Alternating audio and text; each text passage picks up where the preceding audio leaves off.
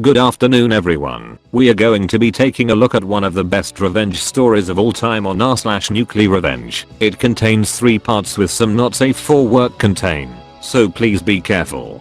Get ready and enjoy. See you guys at the end. My personal crusade against the men who destroyed the person I could have become. Part 1.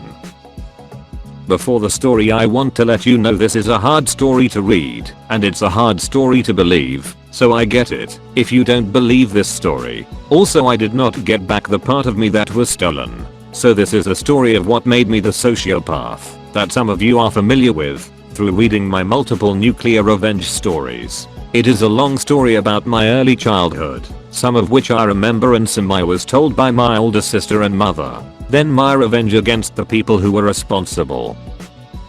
I have been debating whether or not to post this due to the criminal behavior, and it is also a hard story to read, but I've had some interesting experiences with the aftermath of posts that I've made here. So let's get to it. I had a horrible childhood with no father around, and my mother left me alone for most of my childhood.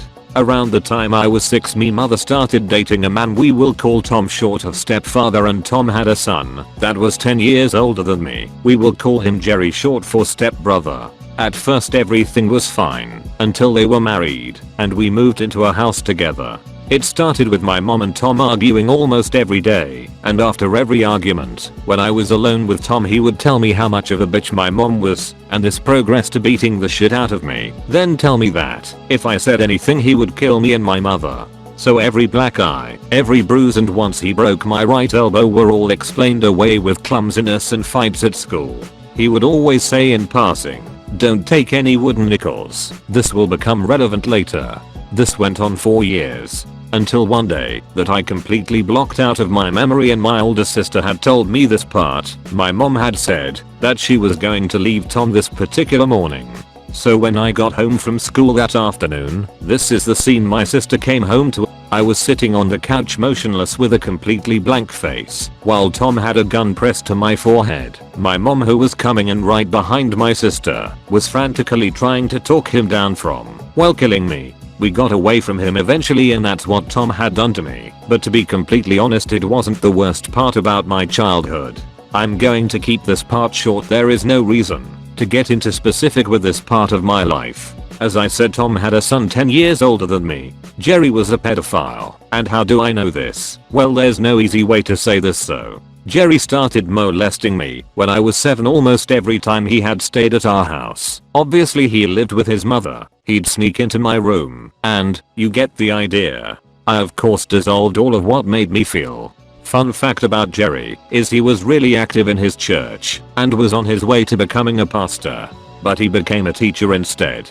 So let's jump ahead about 10 years. At this point I'm on every substance known I've been in and out of halfway houses and being homeless and living in my car. It had been a long time since I have even thought about Tom and Jerry, till I was at a park across the street from a governmental office that handles stuff like welfare and other things in that vein, when I see a big white truck with the name of Tom's company on the side. He owned a small general contracting company, so I took off after it on foot, and sure enough it was him, obviously picking up day laborers just like he used to do when I was a kid.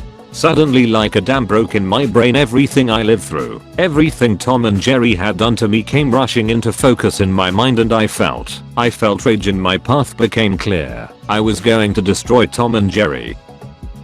My revenge. I will be tweaking the timeline, some of the injuries, and some of the dialogue to keep anonymous, and who knows, maybe I've made it all up. Part 1. Tom. I'll start this with saying, isn't the internet great? I wrote down his phone number off the side of his truck. I immediately found where he lived, and it just so happened to be the same shithole house where all of my nightmares take place. I'll spare you the tedious details of stalking Tom and casing Tom's house. So as a kid I spent a lot of time in that house. I knew everything there was to know about it, and to my delight Tom had done absolutely nothing to the home in the whole 10 years since I lived there. So while following him, he led me right to the home of my second target, and I can't tell you how many hours I put into my logbook of both Tom and Jerry's routine. The night I was waiting for had arrived. I broke into his house. Not the first time I did. I made sure to find his gun and to make sure that he had no other weapons at his disposal. He had passed out drunk on the couch, the same fucking one he had when I lived there. So I walked through the home making sure that there were no possible way for us to be interrupted. The stage was set. I pulled up a chair and this is some of what followed. For obvious reasons I'm not going to post what was actually said, but you can rest assured that you will have the meat of my fun little play. Side note, the house is in an area right called Urban Desert and the area is really bad off. You can hear gunfire every night and sirens all night long. It's been like that since I was a kid and it has gotten worse. In Tom's living room, me sitting on a dining room chair pulled up in front of his couch. I'm holding up Tom's gun fully loaded pointed at his forehead. I slap Tom. He sits up rubbing the side of his face, looks up at me and jumps. Tom, what are? I hit him with the butt of his gun. This is important, remember I have his gun. Me, shoving a balled up sock in his mouth. Me, you are only going to talk when I ask you to talk, and when you do, you are going to talk in a regular tone. If you yell, you might not see tomorrow. Do you understand? Tom nods yes. Me, take the gag out. Tom does what he's told. Wah. Me, punches him in the ribs. I didn't say you could talk, but I'm going to let you ask me 3 questions. Okay, go ahead. Tom, what are you doing here? Me, this, hits him again in the same spot. Tom, if you want money, I don't have any. Me, hits him in the face. That wasn't a question and I know. SF, you have no money. That's not why I'm here. Go ahead, ask me a question. Tom, what do you want? Me, for you to be in pain. Of course, and you know that you deserve it. Now stand up.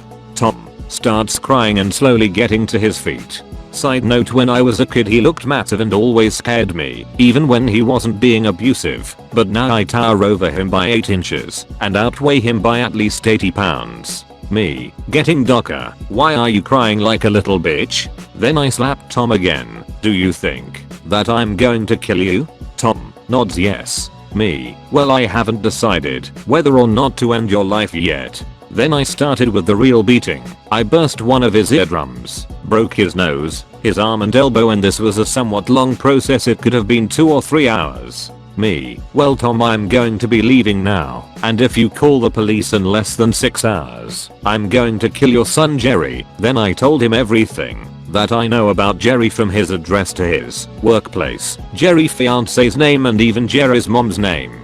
Me, remember, don't take any wooden nickels. Then I hit him as hard as I could and knocked him out, and then slipped out the same way I came in. This is the end of part 1, and if you think this is bad, remember physical wounds can heal. What I do to Jerry is life destroying without actually killing him. Edit, I was wearing clothing that covered my identity completely. I thought that it was a given.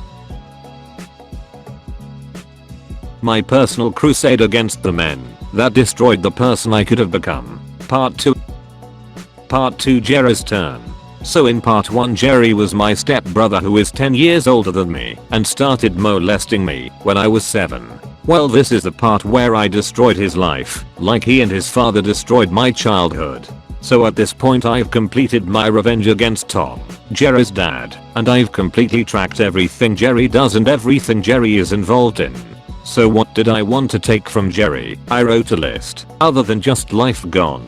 His job. As I said, he became a teacher at an elementary school, and in my opinion, that needed to end. His relationships. At that point in my life I haven't had any resemblance of what a real relationship is in my life. His reputation with his family and his church. His physical ability. I needed to show him that I was now able to destroy him with very little effort. His freedom. He has locked me in a cage that has no key. First, his job. I made an anonymous phone call to the school he worked at, posing as an older brother of a student in his class, and said a few things that I had researched. Now of course a random phone call isn't going to get him fired, so I'll let this one go for the time being.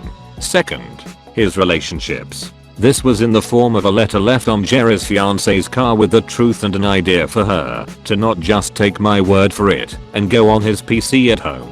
Now if you know absolutely anything about pedos, you know that they always keep incriminating evidence in their shit. Well, I don't know what she found, but Jerry was staying at Tom's house less than a week after the note. Well, the final part of my revenge came only a few days after those two parts. So as you might expect, I had been following Jerry for a while now, and he used to go out with a few friends from his church to the same bar almost every weekend. So now was my time to show him my face for the first time in over a decade. Except this time I stood face to face with Jerry. I was no longer a small child. So I waited for the perfect night, a night that had a large number of people from his church, and he had enough to drink to get a DUI. I did not want him to be so drunk that he wouldn't be able to put up a good fight. Here we go. Me, walking into the bar and staring at Jerry until he noticed me. I could tell that he had no clue who I was. I started talking aloud enough to be heard clearly by him and his friends. Me, hi Jerry. I used his full name. How have you been? Jerry, do I know you? Me, yes. Yes you do. How could you forget about your little stepbrother, the one that you raped over and over again when I was 7 years old?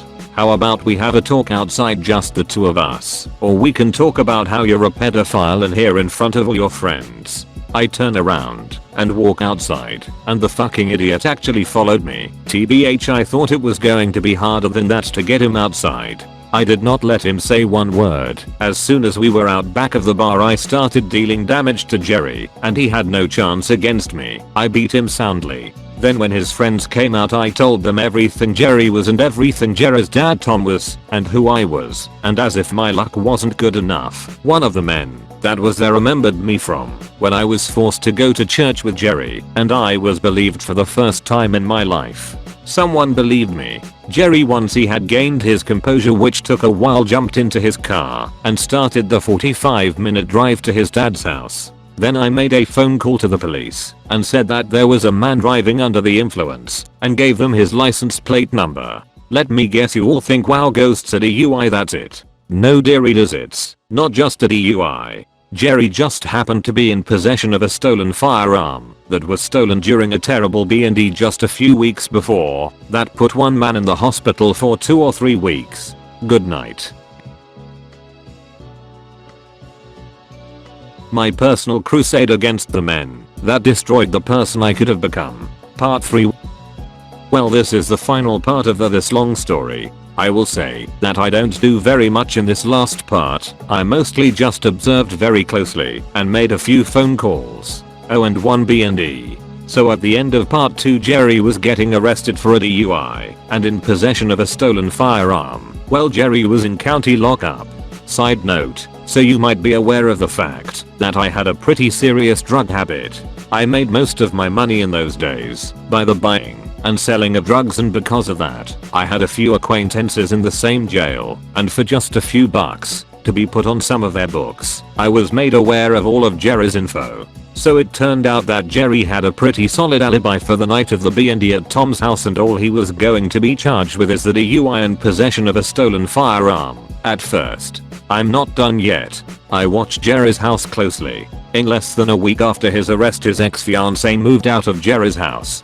So since nobody's home, I gained access to it. The first thing I found was a note to Jerry from his ex. It was a long note with her describing what she had found and how disgusting it was, and calling Jerry every name in the book, also stating that if he tries to contact her at all, that she will go to the police with what she found. Side note, I was absolutely appalled that she wasn't already going to the police. So I went through the whole place and found a few items that would fetch a good amount of money and some money. I found his office and PC and disabled the screensaver and sleep mode, and then found an image, opened it, and left it on screen.